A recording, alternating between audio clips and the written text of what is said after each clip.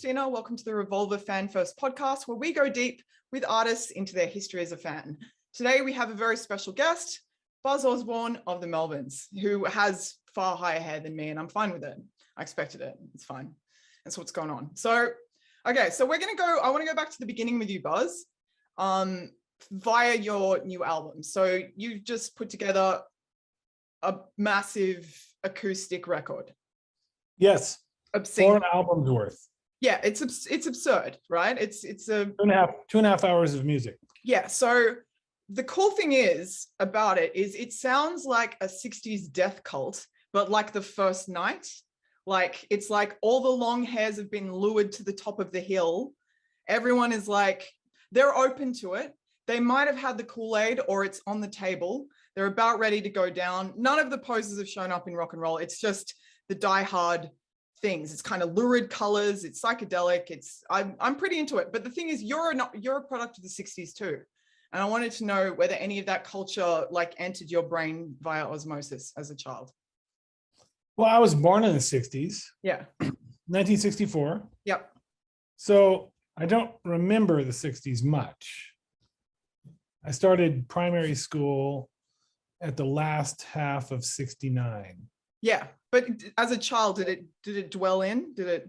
No, I would say no. I lived in a very small town in rural Washington State, which is the western top corner of the United States. Yep. You know, I lived near an inactive volcano named Mount Rainier. That's where I was born. Yep. And I was born by a doctor whose name was Hogberg. Believe it or not, that was his name. And so my parents were from the same small town, and the 60s to them were to be feared because they were definitely not hippies. And so I grew up thinking that hippies were scary. Yeah. Did that make them more appealing?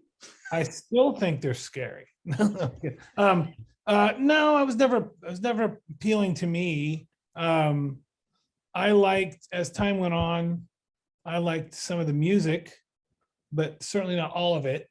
Mm. And I viewed them as, then not long after that, actually, when I was still in early grade school, was when all the Manson madness happened. Yeah. And so that just furthered the fear of hippies. It's pretty, it has a dark aftermath, really. That whole Thompson, the high water mark and the tide going back out. And it's the Hunter S. Thompson talks about that. Yeah. How you could see the wave break. Yeah. 100%. So that kind of killed the 60s to me, That makes sense. And then when I got into rock and roll, when I was about 12, so that would have been about 1976, dude, 75. Yeah. I got into stuff like Alice Cooper, and Alice Cooper always said that they were driving a stake through the heart of the peace and love generation. Yeah. That's what I could always identify with. Or as time went on, I identified more with the hate hippies, Yeah. The people like that, John Waters, Blue Cheer, less of the peace and love thing. I didn't really buy into that. And then as time went on after that, by the late 70s, I was into the Stooges, and somebody like Iggy Pop. The Stooges had lyrics like, I'm a street walking cheetah with a heart full of napalm. It's like, it's not that kind of said more to me than the rest of it. Yeah. Well, I like the Who a great deal. They were not peace and love to me. They were one of the most. They were the best live band from the 60s. And they were about smashing stuff up and crazy art. And I've never grown out of that. They're probably my favorite band. Yeah, really? When did you pop art sensibilities? What was that? Did you see them on TV? And I saw them live in 1981, I think. Awesome. Did it live up to it? Not with Keith Moon. They were good. I'm still a huge fan of that stuff. I love their dramatic nature of their live shows. I love the pop art sensibilities with their artwork. And I think somebody like Pete Townsend is probably one of the most underrated guitar players and songwriters of the 60s and 70s, and really brought arena rock, I think, to its height as far as that's concerned, and wrote what I consider to be the greatest political song ever, which is Won't Get Fooled Again. I think it's I can't even say that name without it. I just get chills thinking about how much that kind of stuff means to me. Nothing has moved me artistically like music ever. Yeah. I feel it all the way into my soul. I don't get that off a painting. Sometimes I get it off a movie, but not normal art. Nothing like music. No, it's primal beast. It awakens the primal beast in you. Well, who was the first artist you put in a pedestal? Probably Alice Cooper. Yeah. I really liked the early Kiss records a lot. Yeah. The Who were the first one that I was just completely floored by, like, oh my God, this is the greatest thing I've ever heard. I still think that nothing surpassed that to me. Like what was so special about them, do you think? I like the fact that they smashed stuff up. They weren't pretty. They were same with Alice Cooper. They were not pretty people. Yeah. They wrote songs that I could identify with, and I just thought their sensibilities and songwriting and their execution and how they viewed what rock should be was second to none. And I mean, if you were going to do something that is weird as they were in the 1960s now, I don't know what you'd have to do. I have no idea. No idea. I don't know what it would be. They were aliens. Yeah.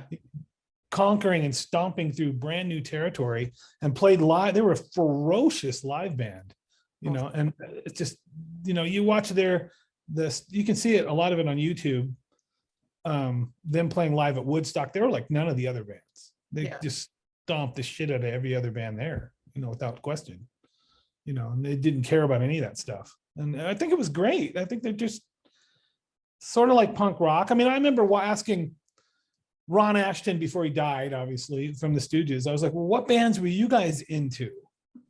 And he said, oh, we were into the Who. Really? And he said that he still had a piece of Pete Townsend's broken guitar from when he saw them play in Ann Arbor as a teenager. It's like, right, that's right. The Stooges, all that stuff, right into the Who, into the Stooges. That makes perfect sense. Of course they're into that. Violent, crazy, That's what you would be into. That's what the Stooges would be into, of course. Yeah. Why wouldn't it be? It makes perfect sense.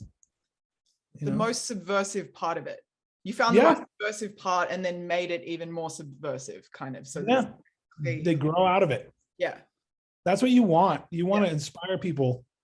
I want to make music where I feel like it makes people feel like I have knowledge that someone else doesn't have, so that they have a reason to want to listen to what I'm doing. That's what I aspire to, Did you ever feel like you had different knowledge when you started playing music? Like what was the catalyst for you starting to play music? Like you're absorbing this, it's affecting you. When does it get to a point where you're like, was it to impart knowledge, or was it an expressive thing, or to get out pain, or what was your sort of driver for actually picking up instruments and playing? Well, I didn't start playing guitar till relatively late, like unlike most people. I was in my late teens, and it seemed like a long time at the time, but it was really only a few years before, from starting to play guitar to writing songs and playing in the Melvins, which is really the only band I've ever really been in. I've done like Fandom and stuff like that, but that was really the only band. I didn't play bands before. It was the only first band I was ever in. And I didn't go down the route of, playing guitar for some other band or playing in a cover band. I never did any of that. So it was only a few years before I was writing my own songs and playing in the band. And it wasn't too long after that, a few years, where I just realized that music was lacking something that I thought was needed to be said, which was like a combination of like Black Sabbath and Blue Cheer, and mixed with punk rock to some degree, and a really heavily art element to it. Yeah. That wasn't normal. And I thought that needed to be, that was something that needed to be said. And it took a long time, but as in the end, I was right. Yeah. Our music was influential on bands who went on to sell millions and millions of records and were known throughout the entire globe, and cited us as a huge influence. So it's like, yes, my sensibilities and what I thought would be right really was capable of changing music on a global level. 100%. And you took Kurt Cobain to his first show, which is like a Black Flag show, right? Yeah. What was that night like? Yeah, tell us about that night. What were you wearing? What were you doing? What did it smell like? Well, it was I don't know what I was wearing. Clothes, probably. It was a hall that maybe held 300 or 400 people. Yeah. Maybe 500, maybe, if it was packed. It was not packed. It was the Black Flag slipping into her. We were friends with Kurt and had been for a long time. And I'd been going into weird music for a lot longer than that. I mean, yeah, the beginning for me was musically was all on my own. Yeah. There was no record stores where I lived. There was no radio stations that would play anything weird or left of center. I discovered all that through pictures and magazines and ordered the records through mail order. Right. Awesome. Mostly just because of the way that people looked in the magazines. Yeah. Like David Bowie or the Clash or the Sex Pistols. That was years and years before. Yeah. 1984. That would have been 76 through 1981. Yeah. 80, before I was hooked up with the guys that were eventually in the Melvins. Yeah. You know, it was a good 5-year period, 6-year period where it was just me. You know, I didn't have older brothers or sisters or people that were turning me on to cool music. Unlike the way I did with all the people like Krist Novoselic and the guys in my band and Cobain, all those people would never probably have ever gotten into any of that stuff without me saying, there's this whole world out here that you might be interested in. Awesome. You know, see what you think of this. And so I was like, come on, we're going to go see this band Black Flag. I'd already seen them a bunch of times prior to that, you know, and you should come and check it out. But you got to remember, he was from a poor background. That really is a rags to riches story for those guys, all those guys. They really had nothing to speak of. I mean, no money. The families had no money, no parental support whatsoever. No one that believed in anything that they did. And so I was like, you know, we were friends with all these people, and I was like, you might have fun. It'll be fun. You know, you come up and see this thing, and it'll be a lot of fun. And Black Flag were really good that night. It was a great show, and big enough to where it wasn't too crazy, but it also wasn't. It was enough to get an intense look into this rock music that wasn't like anything he'd ever seen before. You know, certainly not. But I was already way into all that, so had been for quite a while, and and I remember him saying, I was up closer to the stage watching the show, and he was kind of maybe halfway back or so. And I remember him saying to me, that is exactly the kind of guitar sound I want, you know, when I play guitar. That's it. You know, so I could just tell, oh my God, he's like, oh my God, this is a whole world that I've never even considered, never even existed. So I think that was kind of where it all started, and it moved on from there. It was a good introduction. That Black Flag was real. This is one of the better shows I ever saw him play. You know? Yeah, really good. They're a great band. Yeah, that's an important moment. Yeah, I kind of love that you were training to be a rock and roll evangelist. You know, just quietly. It was a meager existence for me. I didn't have much. My family didn't have much. I always worked. Yeah. Crappy jobs from the time I was about 13 or so, because I wanted money. I wasn't going to get any from my parents. So I wanted to buy things and, you know, buy records or whatever. And but as far as being a rock and roll evangelist, there wasn't a lot of people listening. There wasn't very many people that had any interest. Certainly where I lived, Yeah. there was nobody who cared about what I thought, and they had no interest in anything I was doing. I was a fucking pariah, I mean, it was Really? not good. Oh, it was horrible. I hate everything about that time. It was horrible. We were hopeless and helpless, and with there was nothing there. I mean, it was not like the good old days. Yeah. I would never want to live through that ever again. It was horrendous. Really? No, Because it's dark now, but it's dark in a Mhm. different way. It's a dark era in some ways now, but probably dark in a different way. I mean, when you say hopeless, like, well, okay, so someone said something to me recently. The guy Nate from Converge said something interesting, and he said, everyone from my generation, okay, so Nirvana Nevermind came out 30 years ago, right? Like this month or whatever. And he said all the bands that happened before that never thought a DIY band could make it.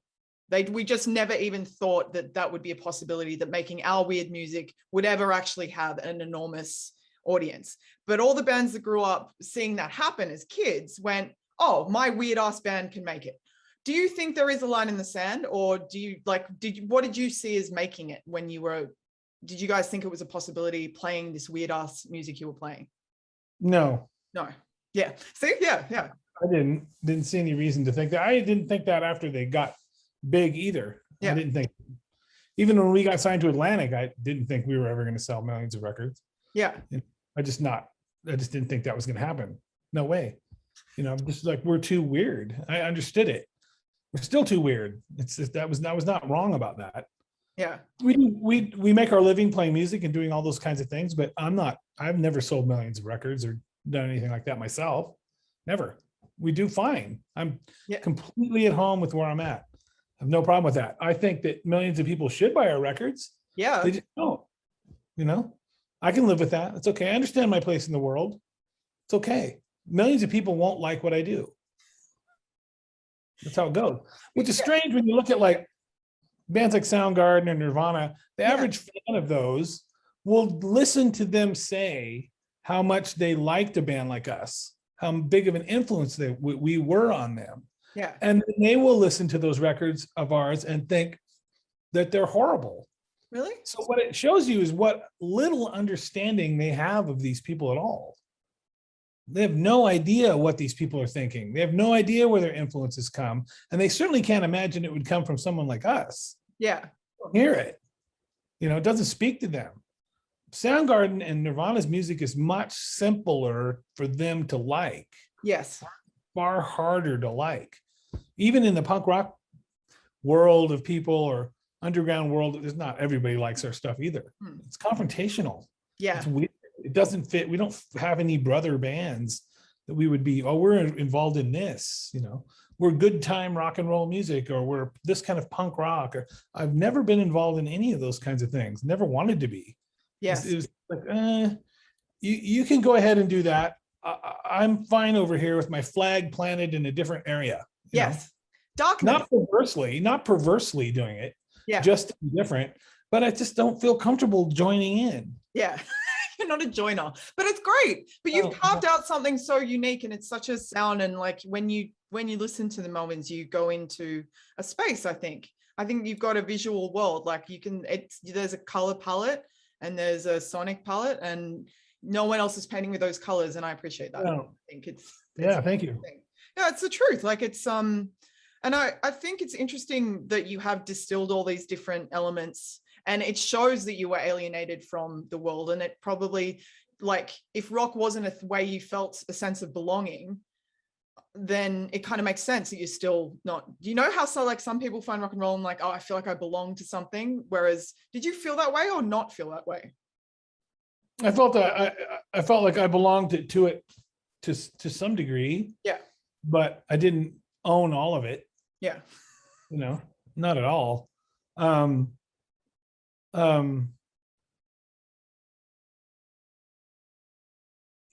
It just being a part of, if you go to a big arena rock show, I don't want to be friends with most of those people. Yeah, totally. I went to a Sabbath show. I had to review a Kiss show and a Sabbath show in a week. And I went to the Kiss show and I was like, all you people listen to the radio. Like, I'm sorry, I know everyone loves Kiss. I'm not just Kiss now. Kiss now is just like, I was just like, you people listen to the radio. I went to the Black Sabbath show. Everyone was like, someone was taking their top off and they deserved it. Like, that's how good it was. Like, it was, the people you want to hang out with. I'd rather hang out with the people at a Melvin show than I would at, it's a thing. Some of them. Some of them, yeah. You got your tracks some weirdos. Actually, not everyone. Speaking of metal, you love Priest, right? You're a Priest guy. Love Judas Priest. Not all of it, but I certainly think that they're really good. Yeah. What I love about them is they take their art seriously, but never themselves too seriously. Like he is, he sparkles and he rides his motorbike onto stage. And yeah, is that something that appealed to you about them? How ridiculous they were? Because they are, and him cloaking all of his references in Priest, like it's so great. Well, I never thought he was hiding the fact that he was gay ever. Yeah. I just look at the cover of Unleashed in the East. It's pretty clear. It's great. I think that, to me, no matter what his message is or what he thinks or what he does, to me, Unleashed in the East is the best heavy metal record ever made. Wow. I think. Why is that? There's just something about it. The songs are way better on there than they are on the records. And that performance of those songs, whether it's created in the studio or whatever it is a phenomenal, amazing, dynamic performance of guys that are playing that kind of music as good as it can be played. Yeah.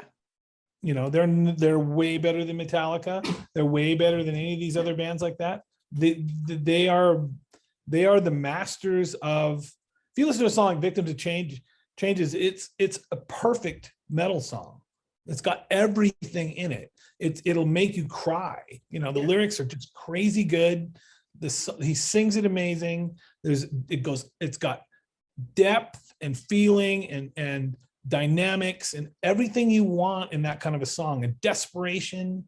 And it's flawless. Yeah. And I just think if you hear that and you don't hear it the way that I do, I can't make you hear it that way. You know what I mean? It's just, I'm sorry, but I just think it's the best. I can't think of another heavy metal record that's better than that record. None that I can think of. There's not like that, not that kind of music. Yeah. The best for aggressive speed metal-esque stuff. No one's ever done a record better than that, to me. Yeah. Did you feel that way when you first heard it? I loved it when I first heard it. And I've never changed my mind. I heard it when I was, 14 or 15 or however old I was. And I've never stopped liking that record. I always we were weird. I mean, in that I never thought bands like Van Halen and stuff like that, we would go see them in Black Flag in the same week. This stuff is good. And if it's good, I don't care where it's from. So, did you ever have cognitive dissonance about the punk rock and the heavy metal kind of the ethos of it coming together, because you're a weird collision of it all? At the time it was pretty separate. Yeah. It was tribal as hell, right? People beat the shit out of it. That would happen, yeah. Was I was a hippie and I was going to punk shows and they were beating the shit out of me because I looked like I was from that group. Yeah. Yeah. I just tried to make myself be as intimidating as possible, so I never really had to worry about it. So did you plan your outfit? Okay, so what was the classical outfit? How did you create an intimidating thing? Because now you've got nun habits, like the Buzz nun habit thing. If I had a job that would allow it, and I had my hair however I wanted, and then I basically dressed like a cleaner version of a homeless person, That's still a look. That's it. Didn't really have much trouble at punk rock shows or metal shows, either one. You just rolled around derelict kind of a vibe and kind of got into it that way. Yeah, trench coats, stuff like that. Yeah. But up there it was cold where I grew up. It was cold and rainy. So I lived in California for a long time, more than half my life now. Yeah. You don't really have to worry about that, but I still intimidate people all the time. So. Well, that's important. Well, if you're not freaking them out a bit, what's the point? You want to have a little. So my wife says, she's like, you don't have a regular job. Look however you want. Yeah, exactly. You shouldn't be doing normal things. Okay, what? Or do I want to? Yeah, another weird anniversary this week. Aenima, the Tool record. Oh, that? The Aenima, the Tool record came out 25 years ago this week. Oh, and you were on that tour. So can you tell us a bit about what that was like and how you guys linked up and stuff like that? Was that this week? Oh, it's 25 years. Oh, Yeah, 25. It's lunacy, dude. It's lunacy. Yeah. I can't remember how somehow they liked our band. I don't know how. And then we did some shows with them, and then we did in '98. We did Ozzfest with them, and that big tour set up by Ozzy's wife, and they wanted nothing to do with us. Really? At all. No, Ozzfest wanted absolutely nothing to do with us at all. By that time, it was all like the beginnings of all that Korn-esque sounding new metal. Yeah. We all sounded at the time, even we were like, this just sounds like Helmet to me. The whole genre. Just go listen to Helmet. You don't need this stuff. New metal or Pantera or whoever it was, they all sound like Helmet to me. Yeah.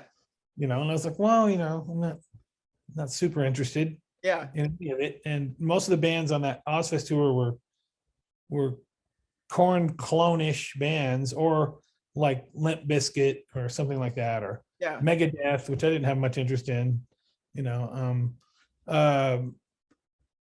Motorhead was on it, but they were good, but Lemmy was kind of a dick, Really? So that was, he was kind of a dick, even though they were nice. The guitar player was really nice. Yeah. The drummer, I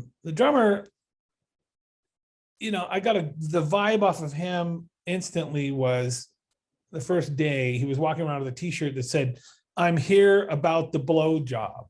That was a shirt. I was like, okay, Expected. So be it. Okay. I kind of respect the balls of that. Like it's presumptive. I kind of. Okay. It's got it. I see where you're at. Yeah. There's not a lot of mystery. So you're not going to have any interest in talking to me then. So good. I didn't really have any conversations with him, but the guitar player was super nice, and Lemmy was just not very nice. He's just a kind of a jerk. Really? Most of the time. I don't know if he even wanted to be there. Just kind of a jerk. They played good. That was fun. But then Ozzfest didn't want us there, and Tool was the headlining band right below Ozzy playing, right? Yep. And they said, we will not do the tour unless we have at least one band on the tour that we like. Wow. So they insisted that we go on the tour. So we were put into this position where they absolutely do not want us. And I did it. Tool paid us. We got a decent amount of money to do it. And we're not in a position to turn that down. But from that moment on, it's like, okay, you don't want us. I don't give a fuck about you at all. And I've always had a dim view of that entire organization as a result of it. Yeah. I will support you as much as you were willing to support me, which was zero. Yeah. And then all these bands that were on there, I just didn't care about. I didn't care about them. Yeah. A lot of those bands went on to be huge after that. The Helmet. Not Helmet. Helmet was the Helmet bands, the Helmet child bands. Most of the Helmet bands. There was a couple of them that I won't say who they are, but I just didn't see any worth in them at all. I'm curious, but you're not going to tell me. Fucking garbage. Yeah. And super boring. Some of the people were nice in the bands, but they went on to sell millions of records, some of them, I just didn't get it. So I won't say, even if you guess, I'm not going to say who it is. So if you do you think then that new metal, it kind of stopped being a direct line through like Pete Townsend and Stooges, and like it just came up to a dead end, and you're like, where did this come from? What is this? None of those people could have cared less about us, that's for sure. They had none at all. There was no respect whatsoever. I just felt like you guys are just the same dumb jocks I went to high school with. But Tool, but you would have bonded with Tool. Yeah, I'm still friends with those guys. I'm mostly friends with the guitar player, Adam. I've been friends with Adam for decades, work really closely with him. My wife works closely with them on their record covers and stuff like that. Yeah. And has for a long time. Yeah. For 15 years or longer. And we're good friends. I would consider them friends outside of music, awesome. With or without, whether we ever played music together or not, I'm glad you're all still standing. Yes. Yeah. Like you guys aren't messing around. You still got people who give a shit, who follow you the whole time. I just figure it's a war of attrition. Yeah. I will outlast the assholes. They will come and go, You Um, you said I've got this access to this big archive of like all the rock writing from forever, which I love yeah. because I love 90s, old 90s rock mags the best. So the guys, you said once upon the guys in Pearl Jam, even when they were in Green River, their ideas of music and the Melvins ideas were 180 degrees opposed. Melvins came from Black Flag, Green River were from We Want to Be Rock Stars. Did you really, yeah, you felt like that, yeah? Do you still feel like that? Yeah. They Not a did their Pearl Jam best to guy. do that. That may have been a misquote to some degree. It's pretty You fun. know, I can't I enjoy it. Yeah. I can't take full credit for that. I don't remember it exactly like that. Yeah. But the internet and press is weird like that. Yeah. You know, a lot of stuff is could be 100%. I would say that that's true, but that's not the whole truth. What is the whole truth? That makes it sound like I don't like those guys, and that's not true. You know, I like those guys a great deal. I always did. I like Mark Arm and those guys have only ever been nice to me. Yeah. Jeff Ament and Stony Gossard, those guys, they've only ever been nice to me. So, but when those kind of things come out in the press, you have to kind of take it with a grain of salt, even though that's true. Yes. That sounds different than it really is, you know? Yeah. So I would say when you're looking at stuff on the internet, if I just look at my own stuff, Yeah. you said some fun things. A lot of it's not exactly how I said it. So you just have to take it with a grain of salt, you know? Yes. Well, it's still fun. I like a provocative thing. And yeah, I don't know that's not that outrageous. They would agree with that, you know? What do you think's the most misremembered rock myth? Miss what? Misremembered, mistold. Mistold. I don't know if mistold. About me? Yeah, about you and rock and roll in general. Either. I'm giving you the option.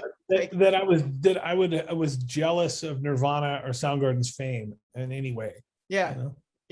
That's crazy. They assume that I'm jealous of all that stuff, and it's just like that's crazy. I'm not jealous of anything. Yeah. I was only ever very happy for those guys being as successful as they had. That was it. No jealousy. I mean, I had no reason to be jealous. None. For people to put that on me, that's them thinking that's what they would do. Yeah, totally. I don't feel that way at all. I play a completely different kind of music that's much more aggressive and weird than either of those ever did. It doesn't surprise me at all. And I don't look like Kurt Cobain or Chris Cornell. And that makes a lot of difference. It's a strange world that we exist in, but you are a part, you're a part of the fabric, because that was such a time, that's such a turning point that you're a part of building. And everything. That it really, like, what was it like living through that moment from the inside and stuff? And like, as someone who made music, then you just watch your whole color and flavor of music, people suddenly get it a bit. Do you think they got it? Yeah, I think they got it. They changed my ideas were right. Yeah. About what I thought it needed, needed to be said. That was more than just metal, yet still aggressive. Yeah. I wasn't interested in the trappings of typical rock star stuff. Yeah. Groupies, divorce, and all those kinds of things. I just didn't have any interest in any of that. I always had girlfriends. Yeah.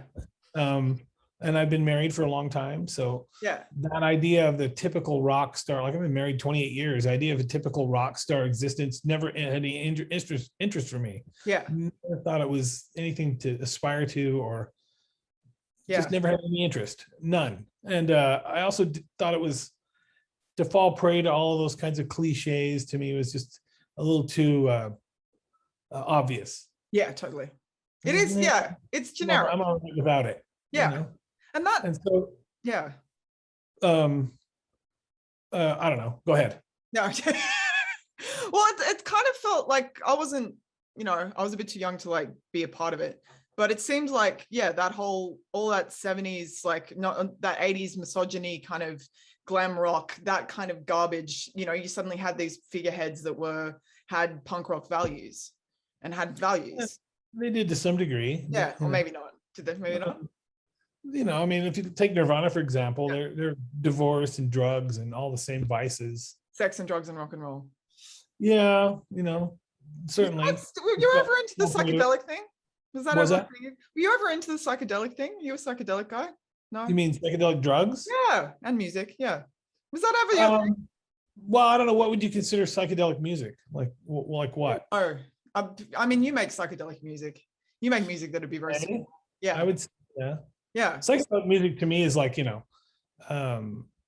some of the first Pink Floyd album. Yeah. Oh, 100%. That's classic. Yeah. Or like, I don't know what else. You never went on a mystical journey? Have you been on a 13 mystical journey? kilometers. Have I ever taken acid? Yeah. Yeah, I did. I took a lot of acid, mostly when I was a teenager. But once you figure out exactly what's going on with it, it's really not that exciting. Sex, rock and roll. I'm just sticking to rock and roll. An acid trip, really all LSD does is make everything relative. Yeah. Makes everything what? Relative. Relative. Okay. In what sense? It's like you just want to walk through a room, you just walk through a room. When you're on LSD, everything now becomes part of you. You can't just blow off what's not important. Yeah. It all becomes relative to you, Oh my God, now look at the color. You can't just walk through because you're looking at the color of this chair or you're looking at the ceiling. You can't just blow through it. Now everything is important. It's a very interesting perspective. And that's all it is. Everything becomes relative as far as now it's important to you. Everything. That's why you're staring at your hand, you're staring at the wall, you're staring at a glass of water or the bubbles in a wine glass or whatever it is, because you can't not do that. Yeah. It's not giving you any new information because it can't. It's true. So your perspective now is that everything now is relative. Everything, every desk, every piece of furniture in the room, where normally without acid, you just walk through and the stuff that doesn't matter while you're walking through the room. But now you can't walk through the room because the drug is making it to where everything is important. Yeah. It's like your camera. A camera takes a picture of everything. Yeah. Nothing is more important than anything else. That's why with AI, they're never going to be able to get past that, because a robot, everything's going to be relative to it. There's a line between AI and acid. That's not going to happen. A hard line. It can't happen. It can't think. It has to be programmed to see what's important and what isn't. What about your music? What about we make those decisions instantly? Instantly, we walk through. Without acid, it takes that away from you, and now you can't make that decision instantly because you're too freaked out by everything in general. So it's nothing really. It's just a poison, really. Yeah. It's just changing your ability to be sane is all it is. Alcohol does the same thing. Yeah.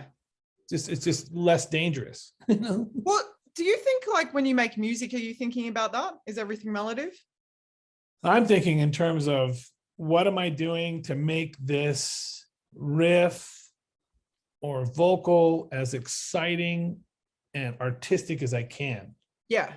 Why is this important to me? Why come up with something out of nowhere, just out of thin air? It just comes to me and I start playing it, or I'm playing it and then I'll realize I'm onto something and out of thin air. And then what makes that seem like it's important? Well, there's something good about this that I've got to figure out what it is and then capitalize on that. That's what I'm doing. And that takes a long time. I have to sit there and pan through panning for gold through tons of garbage to find the little tiny bits that actually are going to be good. Most of it is not good, It's odd. It just goes away. It just goes away. You record it maybe as a demo and with the idea that maybe there's something good in it, and you sift back through all that stuff a long time later, or when you're looking for new material to work on, and realize that no, there's nothing there. And then sometimes it can sit there for a long time, like years, and then it can become something you realize that you can do something with it. So it's really funny when people hear new albums of ours, they assume that they're all brand new songs. It's like, well, some of them are new, but some of them are really not new at all. They're from your silt pail. Records. They're from your silt pail, from your big silt pail, your cauldron. Yes. Yeah, so I really like the Stoner Witch record. It's like, well, a lot of the records that came out and not your newer ones. It's like a lot of records that came out later have songs that I wrote at the same time. They just didn't come out on that record. I like your old stuff. People are silly. Yeah. They're just silly. They have no idea. They honestly think that I'm gonna do a new album. I'm gonna sit down starting right now and write all brand new material. Brand new. It's like, well, some of it's new. Some of it certainly not. You've been ingesting. Yeah, for years. You know? Do you ever have movies on mute while you're playing music? All the time. Really? That All makes the time. sense. What are you watching? I'm a huge movie guy. I love movies. Really? Oh my God. Yeah. I don't know where to begin. You know, and it could be any movie. So many that I like. So yeah. I have them on all the time. I consider those as like a kind of a living painting while you're working. You look at it. Awesome. I'll do that all the time. You know, all the time. Yeah. Is there a particular film that lines up with a particular record, or you just always change? Sorry?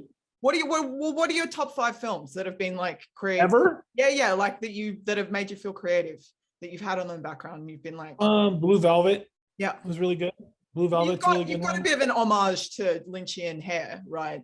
Love Lynch. Was that a natural, was Eraserhead, did that play a role? You got my hair just naturally looks like this. Yeah, it's pretty good. I don't make it look like this. I'm a big fan of big hair. I'm just saying. I don't pay for it to look like this. No, you know? No, I don't. I just let it do what it wants. I really don't care. You know, it looks good. It's standing up would be a lot longer. You know, but it's a mess. It's just a big mess. No, I'm into it, man. It's good. So Blue Velvet. I like Blue Velvet. Lawrence of Arabia. Yeah. Random. Naked Lunch is a great one. Yeah. That's a good one. I've had that on lots of times. Network. Yeah. Network. Hey, that's a classic. Oh yeah. You started in 1984 too. Are you an Orwell guy? Like the band started in 84, didn't it? 83, 84. Yeah. Are you a George Orwell guy? I like that stuff. Yeah. Yeah. I think pretty. He was pretty right on. Yeah. It's pretty scary. Not a dummy at all. I think people misinterpret what he's talking about. Yeah. In what way? They don't see that he's not a socialist, even though he said he was. You know, he's realizing the death of the individual is the worst possible death there can be. You know, yeah. I'm not part of it. I'm an individual. That's what I am. Yeah. That's it. Don't lump me in with the color of my skin with anybody else or what music I'm playing. That's the fastest way to get me to not be your friend on your side, is to not judge me by who I am. Yeah. You know, I don't judge people I judge people by their individual actions. Yes. That's it. I wish we could do that as a group, or not as a group. If we can actually, yeah. I don't feel comfortable being labeled as anything. I never have. And, really? And I hate that kind of, no, I don't like it. What about being an artist? You're an artist. Artist is okay, but then it's like, well, what do you mean by that? You know? Yeah. Do you mean an artist meaning you're making fun of me, or do you artist meaning, you know what I mean? Yeah, totally. Man. Oh, he's an artist. It's like, whatever. We think he's an artist. You know, it's just. Right, that's a loaded word. It's a loaded. Yeah, I'm definitely a Groucho Marxist when it comes to, I don't want to belong to any club that would have me as a member. Yeah, you know, certainly. I recently had the most ridiculous moment ever where I said Karl Marx said that, and then my friend was like, no, it was Groucho Marx. Karl Marx definitely wants you to be a part of it. I'm like, I've really destroyed any credibility I've ever had in this moment. Yeah. Correct? Yeah. Karl Marx. I remember by saying Groucho Marxist. Yeah. I want to join that. Groucho Marx. Yeah, it's a new thing. You guys just aren't, literary enough to know about this whole Marxist. Yeah. Yeah, it's a whole thing. But I think that the individual is the biggest minority in the world. Yeah. And I think it's terrible that kind of thing happens, but I'm going to stick to it. You can't kill me. You also can't make me into something I'm not. I'm not comfortable with everybody. I'm just not. That's just the way it goes. And if you want to take away my individuality so you can blame me for stuff I never did. Like, like taking on responsibility for the whole of humanity. Whatever it is. If you want to paint me as a rock and roller, then you want to blame me for everything rock and roll's ever done. What's the worst thing rock and roll's ever done? Who knows? Maybe there's people that hate it, I don't know, anti-authoritarianism or whatever, but you know what I mean? You're this, you're that, you're part of this, that's what you are. You're white person, you're this, you're that. I'm none of those things. You know, you can think that about me, but that's just not fair.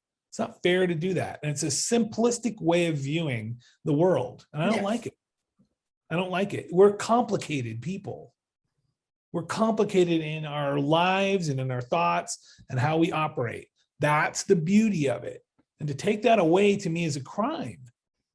It's horrible. And I don't want to do that. I'm not part of these groups that they want to lump me in, whether it's musically or whatever it is, or ethically. Because I'm not part of it. You're seen as like I mean, is it weird being, I mean, like the whole, I don't want to use words. It's funny, grunge sludge, like that whole doomy thing. Everyone thinks you're like the godfather of that. I mean, that's kind of, I mean, it's pretty good. I mean, thanks for that. I like that. In the Godfather movie, at least you got to kill all of his enemies in the end. Yeah. So you're going to take him out. That was good. One by one. Just as the boss is coming down, shit's getting real. Yeah. You never know. You know, yeah. But that was a good thing to start. I'm liable to do anything. Thanks for starting that. I like that whole genre. That's a good genre. I'm fine with it. I mean, there's worse things to be associated with. Yeah. Do you mess with Sleep and Matt Pike and High on Fire and stuff? Oh, we knew those guys when we moved to the Bay Area when they were just kids. Oh yeah. They would have loved you though. They would have loved you. Yeah. I always liked those guys. Those guys are a great deal. Yeah. Especially they've only ever been totally nice and respectful to me. Al, we did some songs with Al, and I like Matt. We played shows with Matt Pike in both Sleep and in High on Fire. And Asbestos Death when they were little babies. Excuse me? When they were Asbestos Death and little babies. I remember Asbestos Death. Yeah. When that was the first band they were in. Oh yeah. Yeah, they were, I mean, they've always been nice to me. Yeah. Never, I don't have a bad word to say about any of those people. None of them. It's a nice bunch. Supportive and you know, they're weird, but that's okay. I don't mind weird. You know? It's good to be weird. Doesn't bother me. What and speaking of like being fans of stuff, what did you and like Mike Patton fan out on? What do you guys like get into that you're both really passionate about more than anything else? Oh, more than anything else? Yeah. Oh, I don't know what it would be more than anything else. You mean Mike's a big movie fan. Yeah. So you watch movies together. We talk about movies. We have, you know, musically, he knows less about regular rock music than I do, a lot less. But he was always fans of, you know, a lot of metal like Venom and other things that I liked, some punk rock, but didn't get into that stuff till way later. Is not very schooled about things like Alice Cooper, The Who, Rolling Stones, or the Beatles. Doesn't know much about it. No, he's 4 years younger than me, I think. Yeah, something like that. But he doesn't know much about those bands. You know, so whatever. You know, he knows a lot more about other music than I do. That's for sure. But what would we both fan? What were we talking about the other day? Oh, not long ago, we were both big fans of this Al Pacino movie called Cruising. What's it about? Yeah, you have to see it. It's really, so this is your movie recommendation, people. Go on, you know. If you talk about what me and Mike Patton have talked about, how much we like, we really like this movie called Cruising. Are you gonna do a Phantom-esque thing sometime? I would say that at this point there's little chance of that happening, but that's Mike's thing. It's like I don't have anything to say about I don't have any decision making when it comes to Phantom-esque. That'd be great. I can say. I don't know. It's been a long time, so I doubt it. But it's good. Okay. Do you have a secret hunch about how you will die? That's a random ass question. Okay, cool. Like you know, I more about like what am I doing until then? Yeah. Sorry, that's a real random question. Regardless of what the stuff we're talking about, I'm not really a good old days type of guy. No. You know, I don't like I said, I would not want to live through all that stuff again. Yeah. Not like the Cobain thing, like with the Nirvana thing, that ended so horribly. I don't have good memories about, oh, this is so great. I'd rather have him be not famous and alive than famous and dead. You know, that didn't do me any good. I'm not happy about any of that stuff. Yeah. I mean, heroin addiction and death and is not something that I view with any kind of romantic air about it. I don't listen to Nirvana and think, oh my God, it's so great. You know, it's horrible. The whole thing is horrible, and I never get over it. I just never get over it. You know, What? that's how it goes. You But can't listen to it anymore. no, I can, but I can't listen to it and just sit there. Oh yeah, the good times are so great and the good old days. I don't see it that way. Don't see it that way. You know, it's too gross. The whole thing is gross and disturbing. What do you miss the most about him? What do you miss the most about him as a person? His sense of humor is really super dark sense of humor, and the amount of times that we could laugh about things that were very inappropriate. How about that? Not easily offended. Well, we're offended by obviousness a lot of times, but not by non-PC jokes. I'll tell you that. Yeah. Can you share one with us, or is that no, absolutely not? What did you guys bond over the most? What did you guys? Was it Black Flag music, or yeah? Music, what was for sure? Music in general. Yeah, just did he know stuff like you knew stuff, or did you not till later? You know. Yeah. His girlfriend. He had a girlfriend named Tracy. After that, she taught him a lot about music for sure, because she knew a lot about music. I was friends with her before.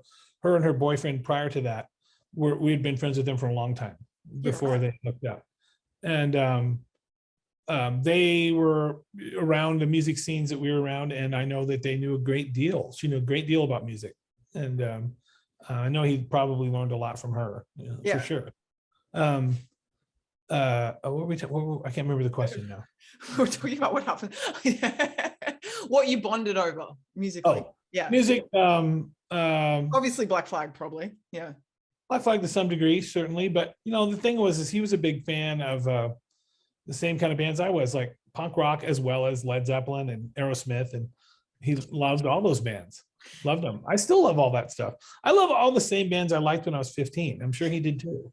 Like, dude, it was a pretty good time. 79. That wasn't. I didn't like everything that was happening, but what was your first concert? First concert, Three Dog Night. So what? Three Dog Night. What are they like? I'll look them up on the internet. I will. Okay, I'll learn. There's a lot to learn. You try to learn the history of rock and roll. It's really hard. Huge. They sold millions and millions and millions of records. Wait, now you've got Five-Legged Dog. Is there a weird thing? Is there some sort of no? That'd be a tenuous link at best. Yeah. The Five-Legged Dog. There is a link, but not to Three Dog Night. Yeah. Where does it go to? Not gonna say. Yeah, it's fine. Be mysterious. I'm fine. To figure it out. You have to figure it out. I can't know all this stuff. I try. I try to know some of it. I've got a working knowledge. I don't have. It's not good. You know more. You know more than most. That's for fine. Sure. I'm interested in. I want to be schooled. Like, it's important. You've done a good job. Where should people go to find out?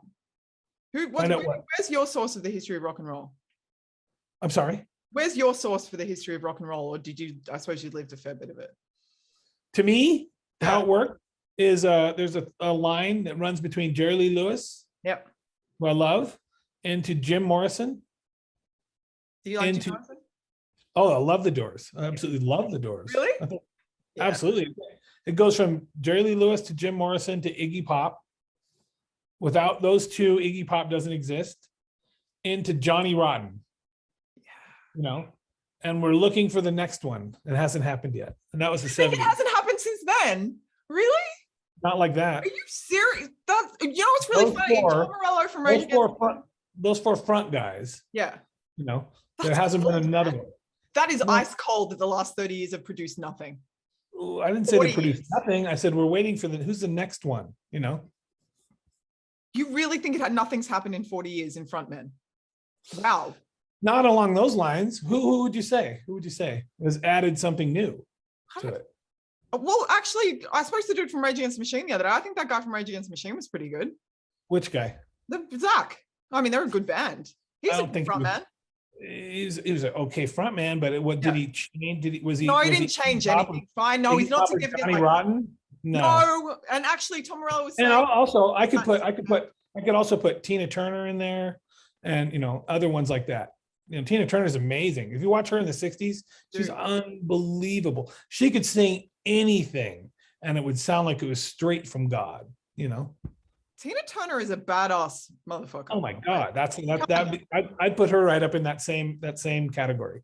That's or Aretha Franklin, you know. I really like that as a thing that you throw Tina Turner in there. I'll be honest, I will say that happened mainly because I just spoke to the guy from Rage Against the Machine and that was forefront in my mind. I realize now that you've just asked me who was good in the last 40 years, and I realize there's a lot of people I haven't mentioned. There's a lot of good ones, and you're like, well, Mike Patton was good. I mean, Kurt was good. He was good, but was he pretty cold? You're not putting him in there. I don't. Pretty cold, man. I don't think it's the same. You know, I wouldn't put Kurt Cobain as a front man on the same level as Tina Turner. I wouldn't. Tina Turner's way more badass than that. Right. And she can wear a sparkle as good as Judas Priest. She is like the female god, you know. Really? Okay, where did you find God, you watch stuff like that. You watch her at her height. Yeah. You know, it's just unbelievable. It's like you're looking at God in front of you. What is better than that? Nothing. No, she's not pretty. Raging. Zach from Rage Against the Machine is not Tina Turner. No, you're right. Look, okay, you're right. It's fresh in my mind. Kurt Cobain, you know, they're not. And Jerry Lee Lewis is, it's just like beyond belief. You know, it's beyond belief. It's like there's nothing like that. It's like that's badass, nightmarish shit. Same with Jim Morrison, same thing. It's fucking amazing, unbelievable. He set the standard that turned into what people consider the rock star. Yes. You know, without him, it's not the same. Same with Iggy Pop. Without Iggy Pop, it's not the same. Into Johnny Rotten, it's not the same. It's the same it's a thing that I think that doesn't mean there's nothing good. But you ask me, where does my line of history for rock and roll start? Yeah, that's my line. You know, it doesn't mean there's nothing good since then. I mean, I like Nick Cave. I thought the Birthday Party were amazing. On and on. Alice Cooper, like, you know, and on and on. I mean, there's lots of good stuff, but if I have to narrow it down to where I think how it works, the Horn of Plenty along those lines. Yeah, you know, I would say that kind of stuff. There's some people that are just so good that, you know, there's such good singers that it doesn't really matter. Yeah, you know? about maybe in rock and roll, there might be like somebody like Judy Garland, who I love. You know, her singing is so fucking good that you just can't say anything. It doesn't matter what they look like. You know, Aretha Franklin's wasn't a beauty queen, but she sang so good. It's like you're listening to God singing. To me, I hear God when I hear that kind of stuff. Yeah. What about women in rock and roll?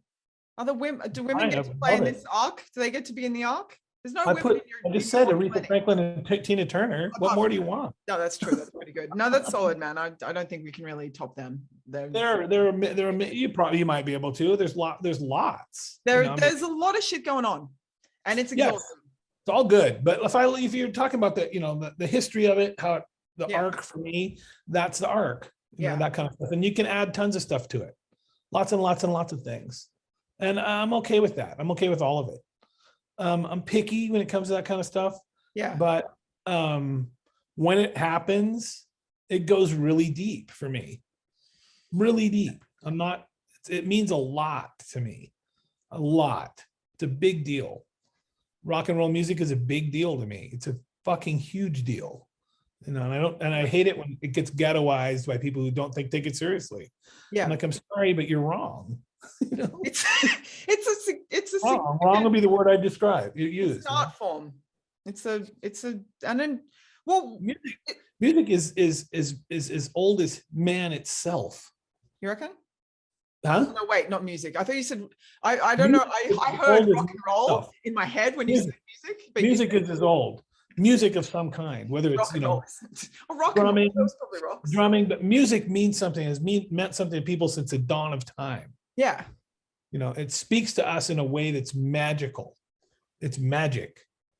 You know, it goes into your soul all the way in. And it always has. You can go to the most primal, tribe anywhere, that they're going to have some kind of music. It means something to them. Every culture all through history has had it. Why? I don't know, because it's important for some reason. I don't know why, but it speaks to people on a, I would say, on a spiritual level. 100%. What did you and first always find has. that? What was that? Like, did you first find, like, did you go through a hard time and music got you through it? Like, does it come from like something happening and you're like, oh, this totally made me able to get through this heartbreak or this drama or this darkness that I had? Or Oh yeah, music always makes me feel better. Yeah. What was the soundtrack to your first heartbreak? I couldn't say. Yeah. I don't know. It's a vivid memory for me, so I always hope that someone else has a vivid memory of it. So I never know. I've been heartbroken by music itself. Yeah. Like there's certain songs that I can listen to, or records that I feel are such good performances and such good lyrical and musical content that it speaks to me in a way that makes me feel the way that they're describing. Yeah. Like Tom Waits' Blue Valentine record, there's a song in there called Kentucky Avenue. It's like that does that every single time I hear it. Actually, this is a good time to go 5 songs that have changed your life. Is that one of them? Oh, sure. Kentucky Avenue, Tom Waits is a really good one. Won't Get Fooled Again, The Who is a really good one. Judy Garland's live version from Carnegie Hall of Stormy Weather would be another one. That is niche. That is really good. If you hear that record, to me is one of the greatest records ever made. Awesome. Well, it's not rock, but it's that you hear that and you believe her. Anytime you hear her sing, especially on that record, Somewhere Over the Rainbow. Yeah. Amazing song.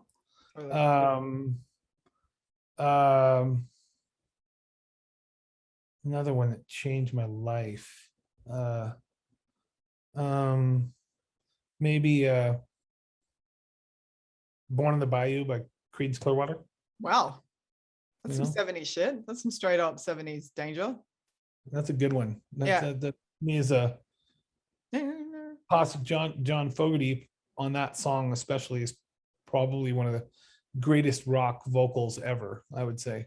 Awesome. This is an educational list. Okay, one more. Wasn't that 5? Okay, I'll say songs that changed my life. Let me think. Numbers on my. I really like. I don't know if it changed my life. Yeah. What I really like, that I would say is Chris Cornell's James Bond theme called "You Know My Name." He did a James Bond theme for a movie. Yeah. You Know My Name. I don't know if you're a James Bond fan. I'm a Chris Cornell fan. But if you listen to his version, go on YouTube or wherever and listen to "You Know My Name." Yeah. The Chris Cornell James Bond theme. It's unbelievable. It's so great. The lyrics are so good, and that song it's the best James Bond theme ever. Awesome. And it's just, Yeah. You hear it and you can see he's just captures perfectly what that the James Bond thing, all of it is it's perfect. And how he describes what James Bond would be thinking. It's fucking amazing. I'll never tire of that song. It's an unbelievable song. And the world is not a better place that he's gone, No. Can we talk about Chris Cornell? What was your history with Chris Cornell? Sure. We were always Soundgarden fans. He's so magical. Soundgarden first started, Chris was the drummer. Yeah, right. He was the drummer of the band, and he played drums and sang. And the bass player and Kim were out front with guitar and bass, and he played drums and sang. That's the first time I saw him.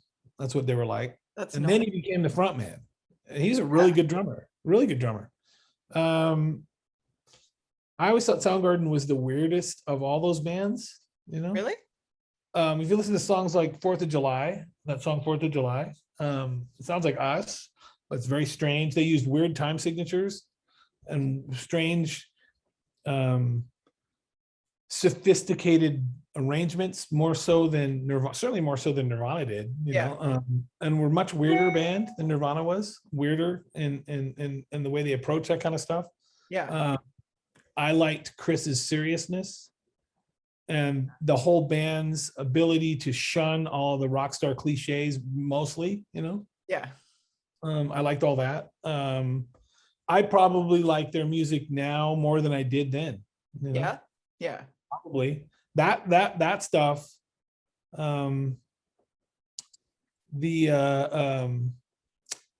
What's the name of the record that came after Bad Motor Finger? I can't think of the name of it. Completely blank on it. Yeah. Like Those the one? Huh? The real big one? But yeah, it's big. One with Black Hole Sun on it. Yeah. Anyway. Yeah. Oh no, I know this. Super Unknown. Thank you. Yeah, no, that's right. Yeah. It had My Wave and all that kind of crap on it. Those two records I think are the best records from that era that got big. I think so. Yeah, that's a great album. Both of those records, Bad Motor Finger and that one, I think are good. To me, that's those are the two from the grunge era that I've listened to the most. Yeah. Wow. You know? That's valid. I'll take that on board. I like those better than their earlier records. I think that they really perfected what they were doing on those records. Yeah. But that's the stuff I've listened to the most from that era. Yeah. I think it's Soundgarden's crowning achievements for those records. You know? Yeah. They were crowning too. They did some stuff. Okay. Your musical Mount Rushmore. Heads. We've probably laid it out, but you know, let's I don't know if I could go any that. No, I think we've pretty much done it. I think we've done this. I think we've covered some ground. It would be guys and girls, you know. Yeah, it should be. Yeah, women are a part of this. I would say, you know, women are have all the same feelings as men. So it's all good, you know. We haven't gotten to be at the front of rock and roll as much. If you're a girl who likes rock and roll, you've been singing along to a lot of dudes a lot of your life, man. So you know, it doesn't matter to me. It's fine. It's not your problem. Yeah, I understand. If they're good, they're good. I don't see anything wrong with any of it. I'll take good where good is good. Who's the greatest female rock star beyond Tina Turner? Like Tina Turner isn't really a rock star. Female rock star. Yeah. I like the Pretenders a great deal. First two records. Divinals as well. Divinals. Chrissy. I like some of the Divinals. Yeah. Singer died, right? Yeah. Died. Yeah. I thought that was good, but I'm not as familiar as you would be. Yeah. That's okay. They had a couple of minor hits in the US. Yeah, they did. And then she was just a punk rock motherfucker, basically. She used to she didn't play the game real well. I think her manager, they dumped the band because he couldn't handle her, and he was at the time Madonna's manager, which says a lot. Quite a time. I can't remember the name of the manager, but someone that basically said we couldn't deal with her. She was just too wild and too nuts and too aggressive and amazing rock performer, but not a great game player. I like Exene from X. The first couple, I like that. Yeah, that's really good. But you know, I was never like, this is an all-female band. I never cared about that. Oh no, it shouldn't. Like, I don't want it to be a thing. I don't want that to be a thing. It shouldn't. Women shouldn't be acknowledged on their merit. You don't want to be a great female whatever. You want to be a great whatever. You don't want to You don't want to be a tokenistic. Kind of crap. I never thought that was interesting in any way. You know, it's not. Well, and you look at it as well, and it's interesting. Like the Riot Girl movement just fell over. Where it was a big thing, and then I don't know. I mean, I know some of those. They're great bands. They're great bands. Some of those girls, and I always was supportive of those girls. You know, Toby and all of them from long before Bikini Kill. Yeah. And I will always like them. They're great bands. They're some of my favorite bands of all time. Yeah. Yeah, and so I don't have any problem with any of that. No, I just wish. I only wish the most success that they can possibly have. Yes, and that's important.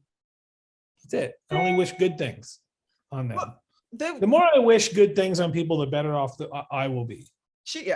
Well, I feel like they showed a lot of women as well, that it was possible to rock that hard, and nice to see yourself in that thing. Anyway, this isn't about that. It's about you. I feel like we've covered a lot. I've known Toby since she was like 14 or something. Really? You know? Yeah. What was that scene like back in the Before. day? Like, what did you buy zines and stuff? Were you like a zine guy? I bought everything I could find along those lines. It wasn't the internet or anything.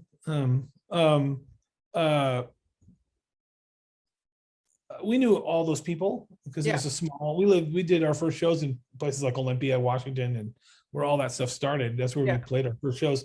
Most of the bands there were kind of folky oriented, or they sounded like, you know, wimpier versions of the B-52s, kind of. That's a terrible, terrible sound. Right. A wimpy version of the B-52s is a horrifying product. I love the B-52s. Don't get me wrong. There's no, but a wimpy version. Yeah, not good. You know, it wasn't really my thing, and so we were like, nah. We're going to be much more aggressive than that. Is that like K Records and stuff like that? Yeah, some of that stuff. I like some of that stuff.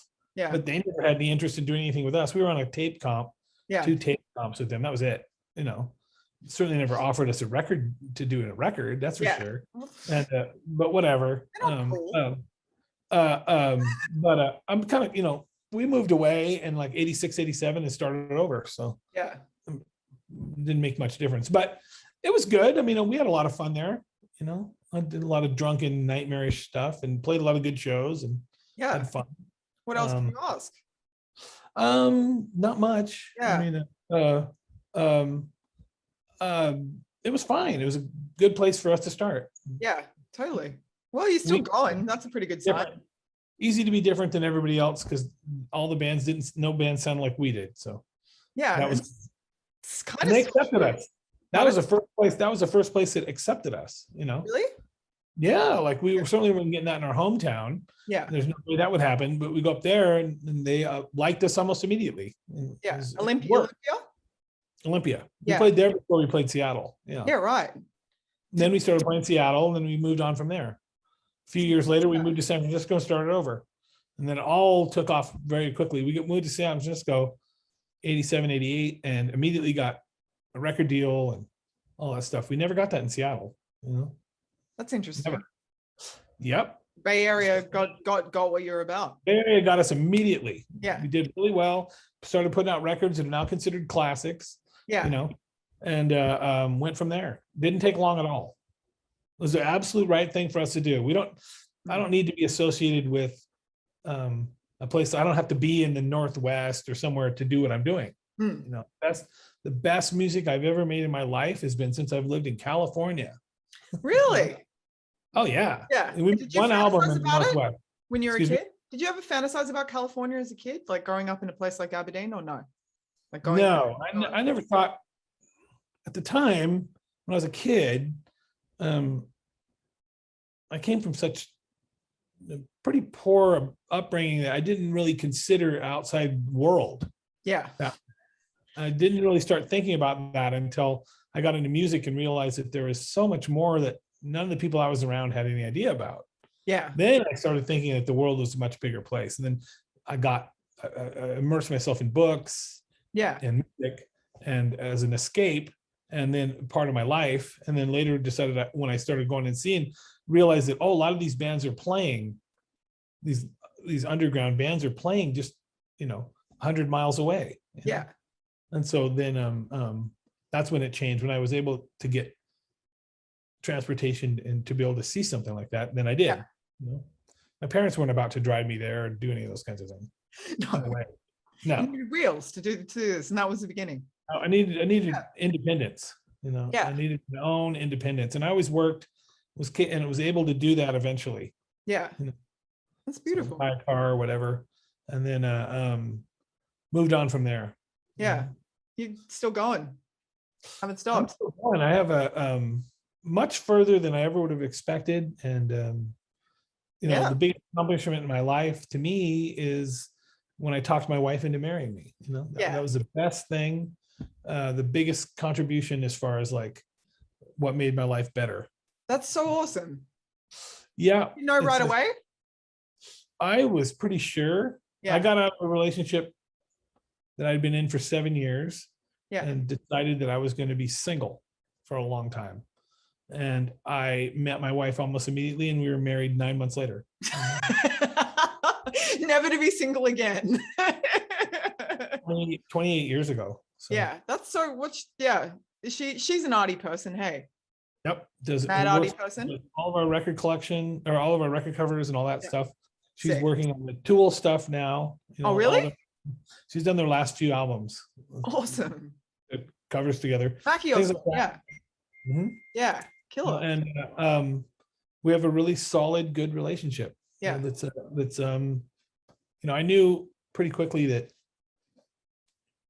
I'm an eccentric weirdo and someone who's willing to put up with me and what I do for a living. Those kinds of women don't grow on trees, No. So if I find one that's right and has all the A columns, I got to make this work because there's not another one right around the corner.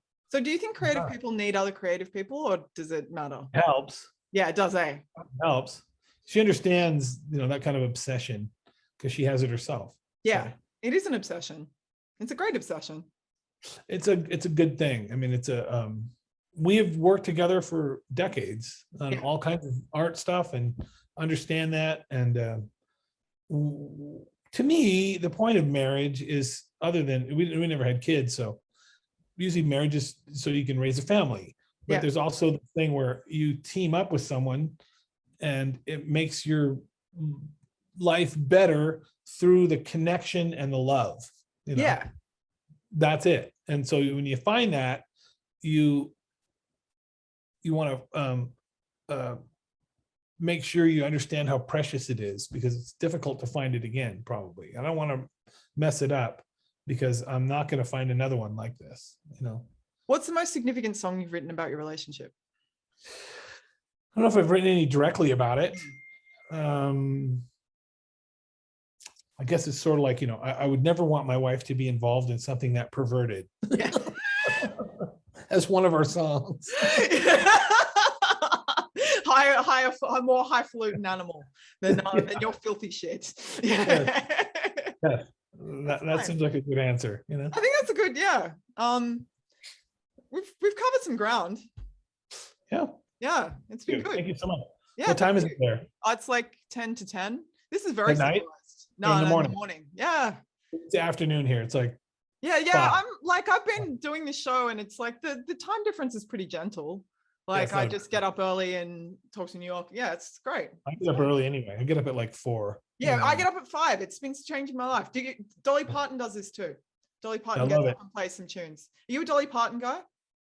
I like some of that stuff, sure. I more like the idea of her than her music. I'll be honest. I like Jolene, obviously, but like I'm more like the concept of just being about us and never stopping kind of thing. I think she's a talented singer, and I love how supportive she's been of stuff like the gay community and all that stuff. Dude, she's an amazing philanthropist and stuff. And could you have a theme park like Buzzy would?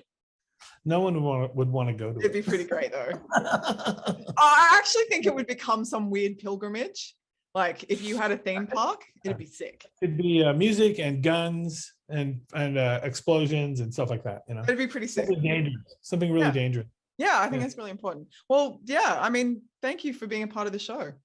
Thank you. Thanks for asking. Yeah, I think everybody should be excited about our new record. I'm glad you've heard it. Oh my God, I love it. No, I've been. How much could you actually listen to the whole goddamn thing? I've just left it on. I just left it on and then I fell asleep. And it absorbed a huge amount of material. It's absurd. I'm just like, so we've been locked in a house for 4 months. I haven't been allowed to go more than 5 kilometers. Oh, right. So all I'm doing is still locked down. We're looking like 26 more days. So it will have been 4.5 months of being trapped in our house. And all I'm thinking about is going on a road trip in a car to a beach very, very far away with this very loud. Because I think it's a perfect road trip record. Yeah, I reckon go north. Yeah. I want to up at the Gold Coast or higher. Dude, the Gold Coast is just strippers and tattoo parlors. Like you don't want to go. I'm just using it as a reference. Yeah. No, it's not sunny coasts. No, we'll just stay in New South Wales because the border's locked. But this to everyone out there. You should get the new Melvins thing because it would be perfect for a road trip, especially if you've been locked. Half hours. Yeah. What is there anything specific we should know about this that is weird that we would be surprised about this album? Go on, let's bookend this with the new album. Like a it's real going to work. It works a lot better than people would imagine. yes. Like it sounds much more powerful than people would think an acoustic record would. It's really acoustic. I mean, it's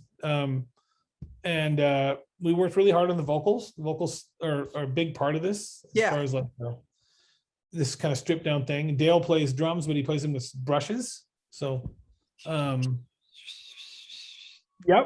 It's sort of like the way MTV, when MTV used to do unplugged stuff, some of the drummers would use the same kind of things. That's what he did.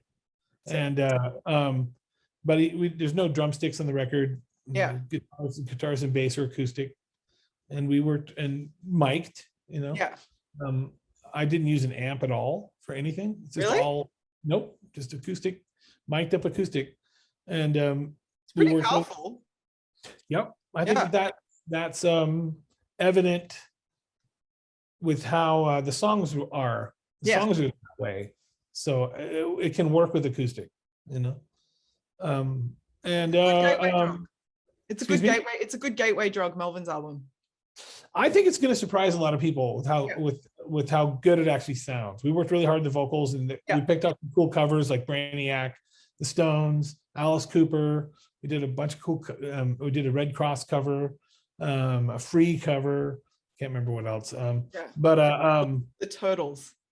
The Turtles. Yeah, that came out great. That was a sick. That I had to look it up because I was like, this is nuts, and that's like a 1966 song. Yeah. Yep.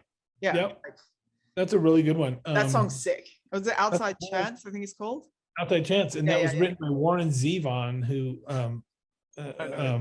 the Turtles recorded it. You have to look him up. He died. The Turtles and the Beatles. One of them really cut through, and sadly, the Turtles didn't quite. Turtles have their moments. They have their moments. I think people will be surprised by that. You know, that song. Pretty random. Yeah, I blame that for me thinking it sounds like a 60s death cult. In a good way. It sounds totally like it could have came out in the 60s. That song. It totally does. That's why I dress like this. I wanted to get to the theme. It's good. So get it, dudes. Like play it. Get the hell out of your house. Burn the place down. Just go. Okay. Go. Yes, just go. That's bye. That's fine. This was the Revolver Fan First podcast. This is Buzz Osborne and Melvins. They got a new album. It's called 5-Legged Dog. It's really good. Get it.